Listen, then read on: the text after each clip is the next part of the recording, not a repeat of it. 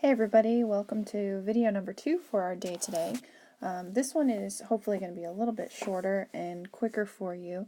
This is just a walkthrough of doing the review problems from page 123 in your textbook. So let's start with the first set of problems.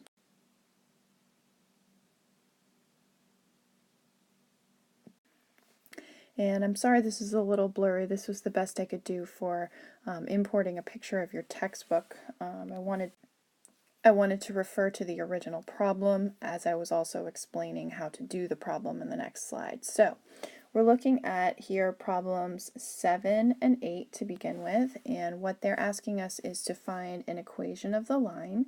So we remember that of course is a y equals mx plus b linear equation that we need to find. This is one of our family of functions. Remember, we have 4 families of functions where we have a domain that's all real numbers. A linear equation is one of them. So we just thought we would do a little quick review here. So as we go to the work for this one,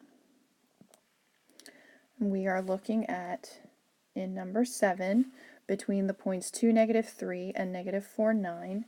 We're first going to go through and find the slope between those 2 points. So remember, we're going to take and label these as x1, y1, and x2, y2. In our slope formula is y2 minus y1 over x2 minus x1, and so you can see that substitution's been done for you there. You get 12 over -6 or -2 for your slope. So we're going to substitute in what we know into y equals mx plus b, which is just the slope for now. And then we can take any of the 2 points that we were given at the top, either 2, -3 or -4, 9, and substitute. I chose 2, -3, and put in the y value and the x value and solve for b. When you do the algebra there, you get that b is equal to 1, so the equation I'm looking for in number 7 is y equals -2x plus 1.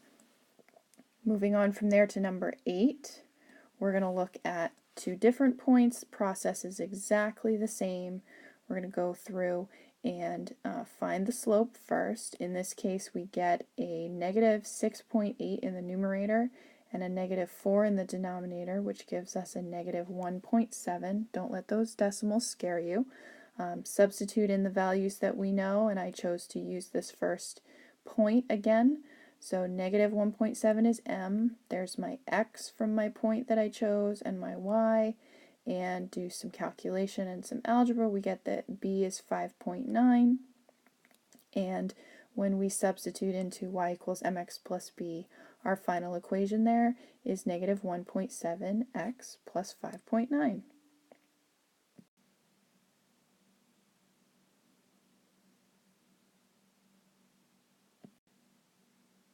Okay, and number 10 and 11.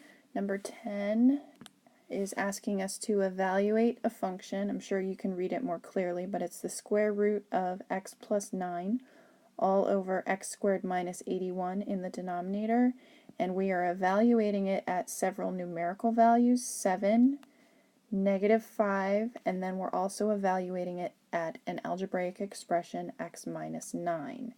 Then in number 11, we're determining the domain of this function, the square root of 100 minus x squared right here. So I would just give you a little quick reminder here that it's a really good idea to look at the graph to figure out your domain or the possible x values, remember. Let's take a look at the solutions for these next.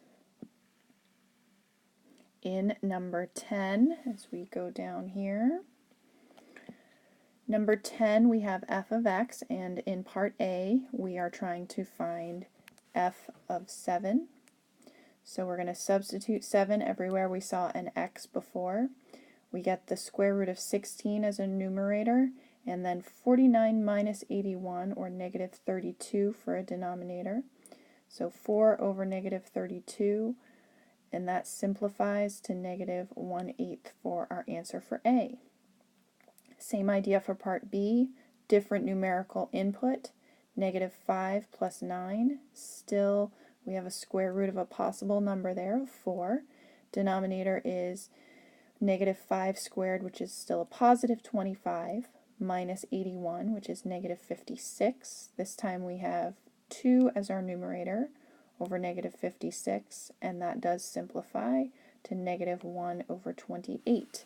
Please make sure that you're giving exact fractional values throughout your test, you guys, and that you are not giving decimals, please.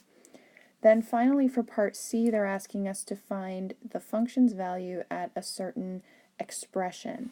So remember, x minus 9 here is going to get put into the function wherever we saw an x before. So that's x minus 9 plus 9, and then all divided by x minus 9 all squared minus 81. I will remind you that whenever you have a binomial squared, as you do here, this is an instance of your distributive property, and because it is a binomial squared, we need to remember to do FOIL on that. So that's what you see as the trinomial, x squared minus 18x plus 81 there in the denominator. Notice my positive 81 and my negative 81 down there are going to cancel right out. And notice my negative 9 and my positive 9 in the original substitution for the numerator are also going to cancel out. So we are left with the expression, the square root of x, all divided by x squared minus 18x. For number 11, like I said, you're going to look at your graph, and we're going to notice that the graph of 100 minus x squared, all under a radical, is really the graph of a semicircle that has a radius of 10.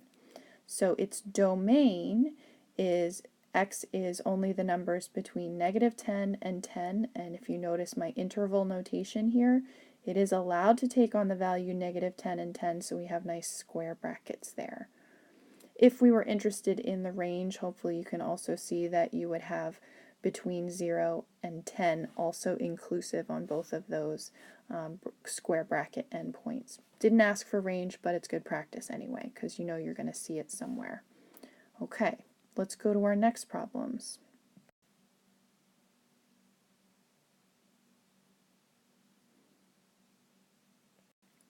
For problems 14 and 15 next here, 14's instructions here, going back to the written instructions for 12 through 14, we're going to be finding the zeros and then of course graphing the function, and then approximating the intervals where we're increasing, where we're decreasing or constant, and then also determine whether the function is even, odd, or neither is what the instructions say.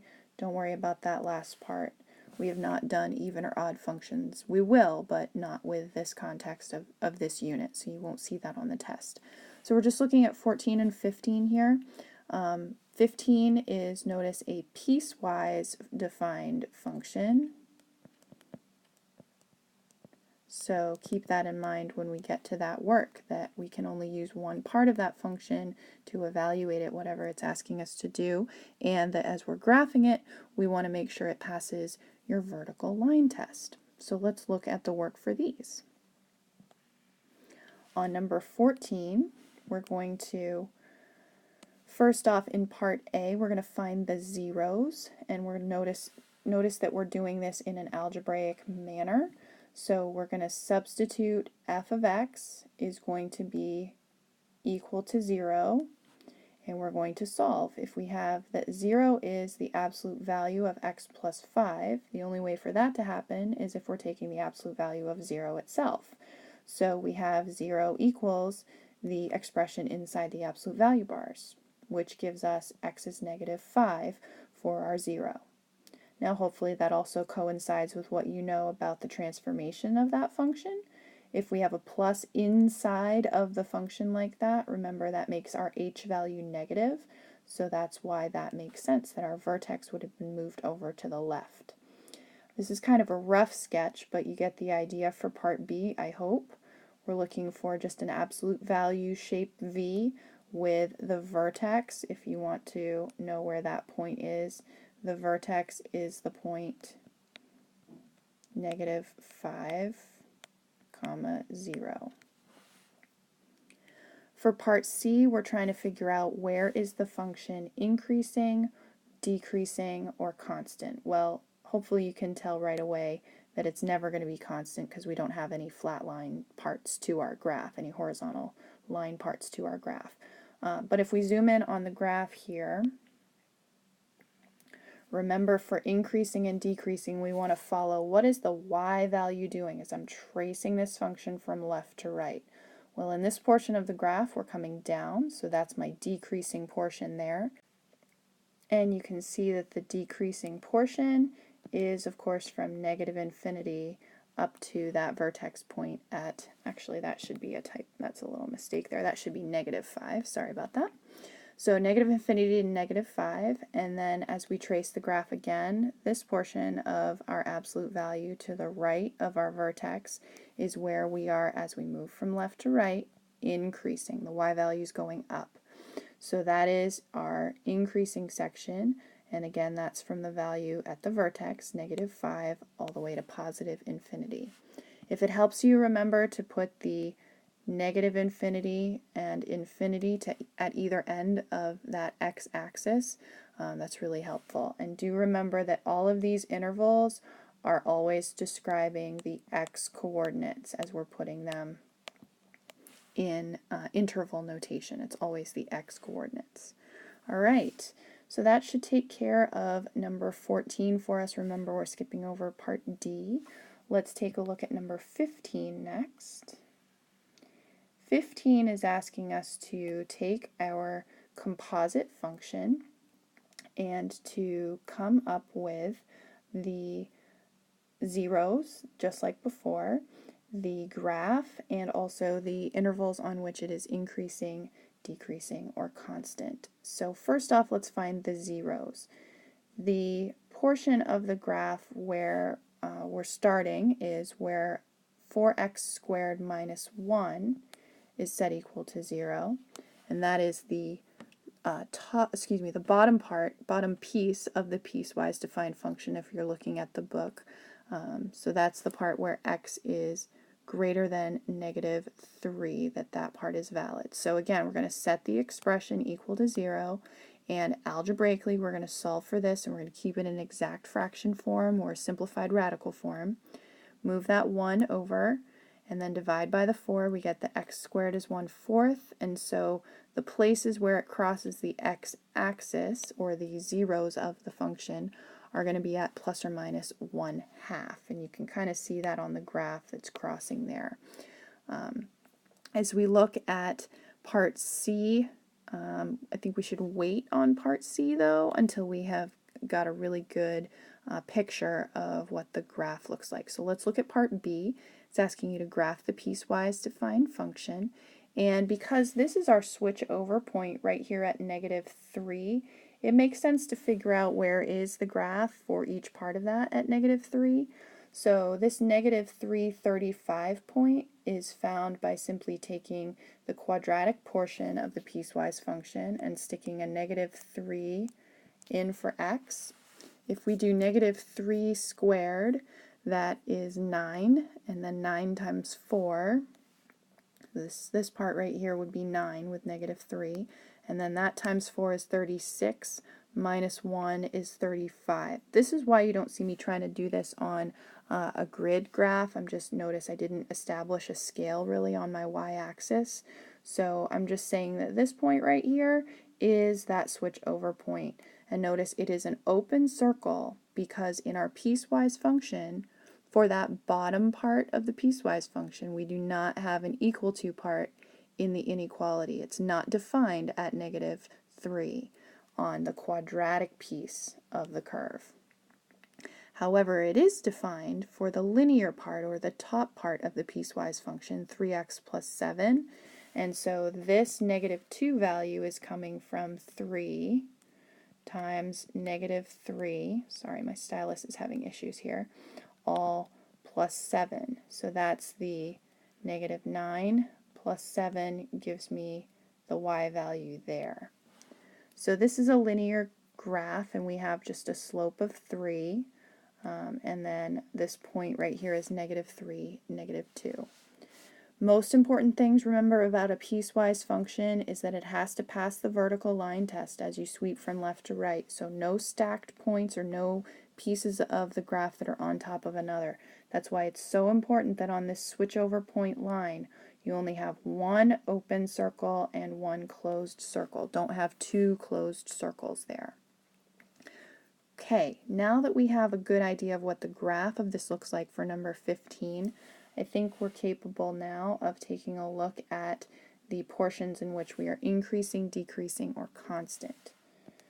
Remember, just like 14, it's tracing this graph from left to right. What's happening? In this portion, from left to right, I'm going up.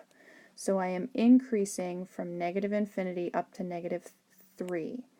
However, I also have a second increasing portion of the graph on that right-hand part of my quadratic or my parabola. So to the right of the vertex of the graph, which is at 0, -1, my x value from 0 to infinity is also an increasing section. Decreasing, of course, would fall from -3 to 0, so we have decreasing there.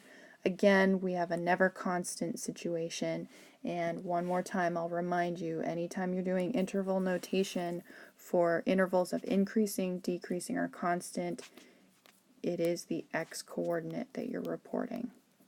Okay, let's see about our next section of problems.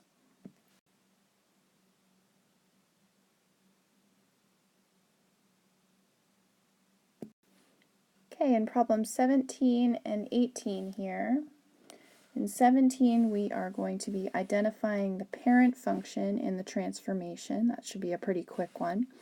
18 is a little more involved. It looks like we're finding several different combinations of functions here. First we have an addition, then we have a subtraction in part B, then we have a FGX, which just is the product. D is the the division or the quotient, and then E, notice we have f of g of x, and then part f is g of f of x. So this pretty much covers all the bases of some of those I can statements there under composition and operations of functions with number 18, f of x and g of x. So let's take a look at the work for these next. As we look at 17 and 18, first off, 17 just simply asks us to identify what is the parent function, and the parent function for this square root, of course, is just the square root of x. And from the transformations we can tell, because we have a +5 inside the radical, that we're going left 5. A negative on the outside of the radical being multiplied means that we're reflecting it over the x-axis, and the +8 on the outside means we're going up 8. So combine all three of those things together, and our starting point here is the point -5, +8, and of course we're curving kind of down, as you've seen reflected square roots do in the past. Let's take a look at 18. 18 is a pretty involved problem here.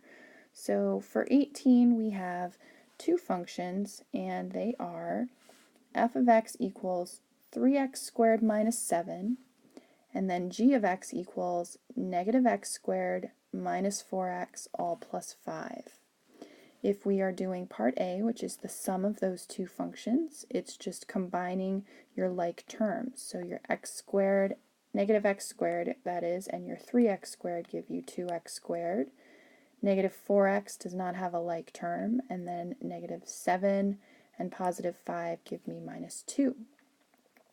For part B, we just need to make sure that we are subtracting all of the second function. So if we were to see the work there, that would be 3x squared minus 7, and then minus all of that second function. Don't forget, -x squared minus 4x plus 5 is all in parentheses, and we are distributing that negative all the way through. So when you do that, we're actually adding the x squared, which is where we get the positive 4x squared here. We are actually changing the negative 4x to a positive 4x, and we're taking negative 7 and we are subtracting 5 from it, so there's my negative 12. For part C, we're going to be multiplying these two functions, and again, I would recommend that you do the box method that I've shown you in class a couple of times, where you're putting your trinomial across the top and your binomial across the side there, just to keep track of all 6 terms that you would need for that distributive property. But you can see the answer that we get is a polynomial of degree 4, actually, and some like terms in combination there. So here's the 6 terms that you would get multiplied out, and then you can see that we have the x squareds. That's actually the only like terms that are merging together there. For part D, the quotient of the two functions, remember all that is required here is that I put the numerator function expression into the numerator and the denominator expression into the denominator. There's nothing else required. That's it for this part of 18. I know we're not quite done. We'll do the compositions in the next part.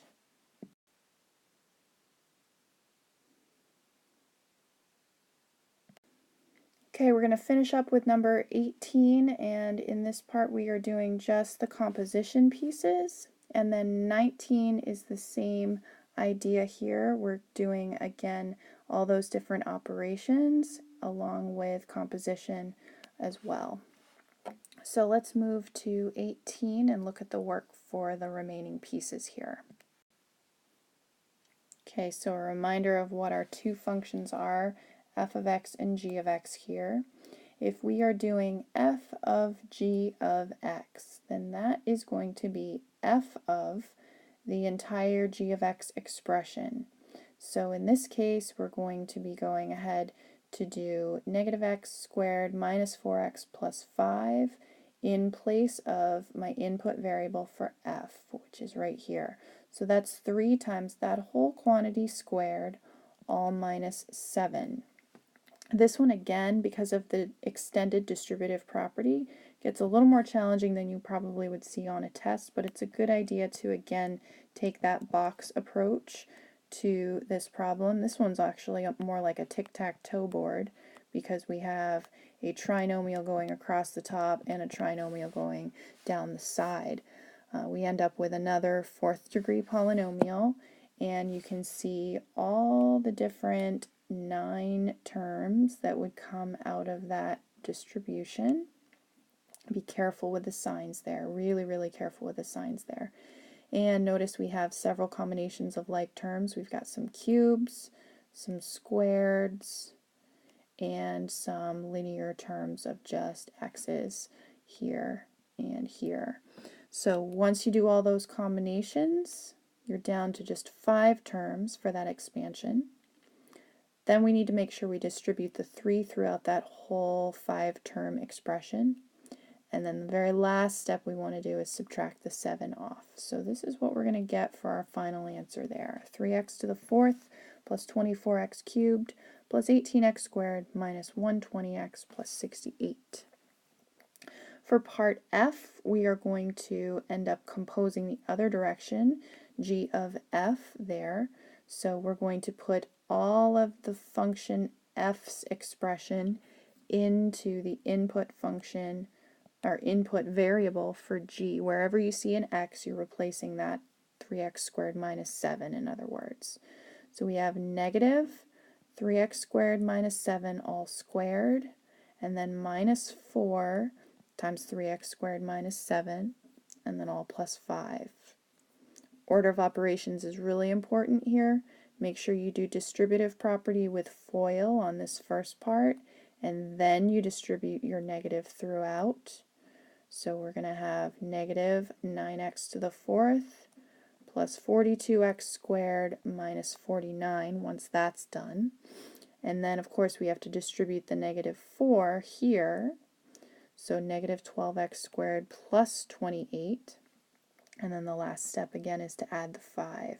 So all of that simplifies to negative 9x to the fourth plus 30x squared minus 16. Lots of algebra, little nitty-gritty pieces there, and like I said, you wouldn't necessarily need to go into that much detail with that many terms, but you should definitely have the idea of composing one function inside another. Okay? Then we're going to look at number 19, and 19 gives us two new definitions for our functions, and they are f of x is 1 over x, and g of x is 2 times the square root of x. So if we add those two functions, just going to add those two functions. If you want to get a common denominator, we're going to multiply that second expression by just x over x to get a common denominator there. And we would get 1 plus 2x to the 3 halves, because remember that square root of x is x to the 1/2. So it's like 1.5 is the exponent on the x in that second term. And then for the subtraction of the two, we're going to get the exact same quantity basically, except we have a minus in between. For f times g of x, we're going to multiply those, which basically means the square root 2 radical x becomes the numerator, the denominator is just x, and then the then the quotient in part D is 1 over x divided by 2 radical x, or if we think of multiplying by the reciprocal of 2 radical x, and then combining those two fractions by just multiplying straight across. Again, 2 times x times radical x comes out to 2x to the 1.5 or to the 3 halves in the denominator there. Part E, f of g of x, we're then going to be looking to put g of x into the outside function f, so 2 radical x is going to be the input, and so it's just 1 over 2 radical x. It's okay with me if you guys want to leave it like this, but really technically you should get rid of that radical in the denominator. Remember, by just multiplying by numerator over denominator of the exact same square root that you already have in the denominator. So it's just square root of x over 2x when all is said and done. And then composing it the other direction, g of f of x means take f of x and put it into the g function. F of x is 1 over x, so we're just looking for 2 times the square root of 1 over x, and that is of course 2 times the square root of 1 over the square root of x, and we're going to change that so that we don't have a radical in the denominator in the same way. So in that case we simplify to 2 radical x all over x. And that's what we have for 19. Almost done.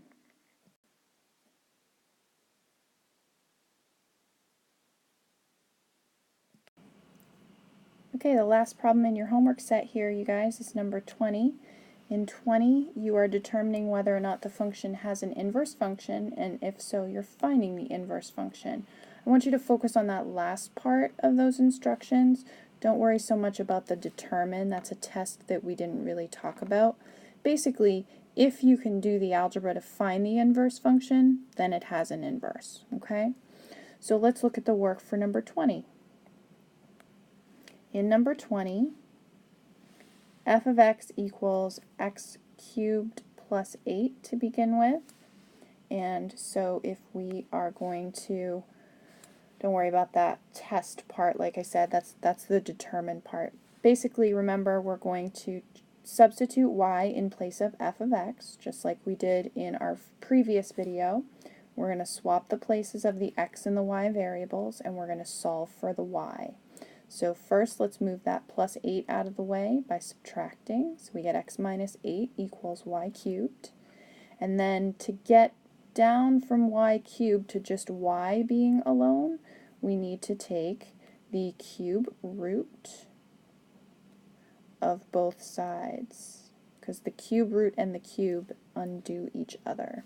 So in the final evaluation of my inverse there for number 20, I'm going to have f inverse of x equals the cube root of x minus 8.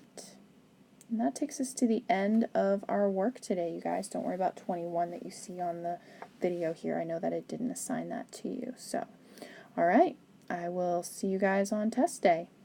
Good luck.